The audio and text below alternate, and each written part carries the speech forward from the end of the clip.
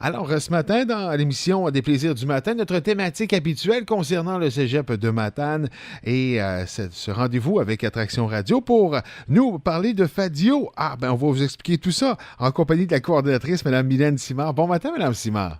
Bonjour. Justement, qu'est-ce que Fadio? Mais FADIO veut dire d'abord formation à distance interordre, puis interordre veut dire tous les ordres d'enseignement, c'est-à-dire du primaire à l'université. Puis FADIO, qu'est-ce que c'est? En fait, c'est un regroupement des établissements d'enseignement au Bas-Saint-Laurent et à Gaspésie qui ont convenu de partager leur expertise, de se regrouper pour partager leur expertise en formation à distance. Donc, c'est un regroupement qui ont signé une entente cadre de collaboration justement pour mettre en commun leurs ressources pour partager ensemble leur expertise en formation à distance. Et puis, ce que ça comprend, c'est 8 commissions scolaires, 5 cégeps, 2 instituts et une université. Dont le cégep de Matane, bien sûr. Oui, absolument. Donc, si vous me présentiez un petit peu cette rencontre prévue dans les prochaines minutes là, au cégep de Matane. Oui, alors on a 200 acteurs qui vont être présents. Dans le fond, ça va être composé d'enseignants, des conseillers pédagogiques. On a des techniciens en informatique, des experts en TIC, des chercheurs, des gestionnaires qui vont venir partager leur expertise et partager des pratiques innovantes durant 2 jours. Donc, au Bas-Saint-Laurent et en Gaspésie, on a développé des pratiques reliées à la formation à distance, que ce soit au niveau pédagogique, technique. Il y en a qui ont développé des projets de recherche et d'expérimentation.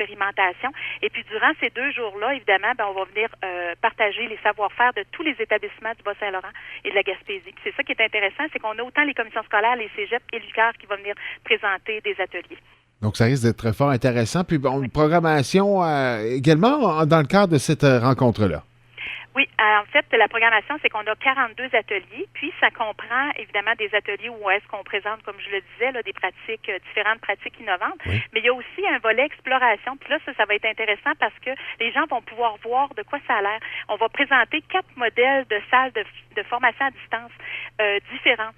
Donc, à ce moment-là, les gens vont pouvoir voir un peu, parce que la formation à distance, il y a différents modèles. Des fois, les gens pensent que c'est seulement, par exemple, qu'on envoie de la documentation par courriel, mais c'est rendu beaucoup plus loin que ça. Maintenant, on fait de la formation à distance en utilisant des plateformes technologiques très avancées. Donc, on va avoir des modèles comme ça. Ensuite de ça, il va y avoir des formations pratiques. On a aussi des chercheurs qui vont venir présenter les résultats de leur recherche. Puis, on a aussi un conférencier vedette qui est M. Olivier Diens, qui est vice-recteur adjoint à l'Université McGill, qui va venir nous présenter le jeudi demain une belle conférence sur l'avenir de l'éducation. Donc, les gens sont invités justement à aller vous retrouver? Ben, en fait, c'est que cette rencontre-là, elle est ouverte pour les acteurs, évidemment, les gens de l'éducation. Et puis, par contre, on a une programmation qui est diffusée en direct sur le web. Donc, j'invite les gens à aller sur notre site web au www.fadio.net et ils vont pouvoir suivre à partir de 9h30 là, différentes conférences parce qu'on va avoir une conférence qui va être offerte à chaque bloc durant la rencontre. Alors, les gens vont pouvoir nous suivre en direct sur le web à ce moment-là. Merveilleux.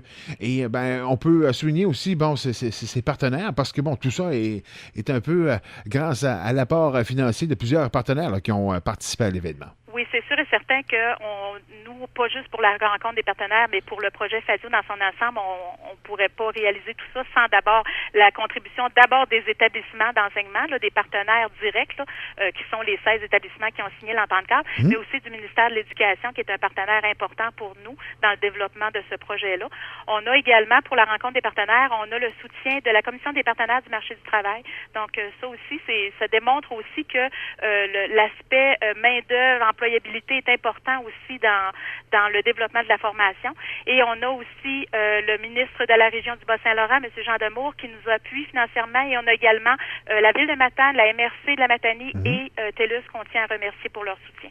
Bon, mais c'est merveilleux. Donc, une belle concertation à ce niveau-là. Et puis, dans les prochaines heures, on pourra valider le tout, comme vous avez fait l'invitation tantôt. Madame Mylène Simard, merci beaucoup de votre participation ce matin. Merci à vous. Et puis, bon séjour, bien sûr. Et au cégep de Matane, on saura vous accueillir de belle façon, comme à l'habitude. Ah, j'en suis certaine. Merci. Merci.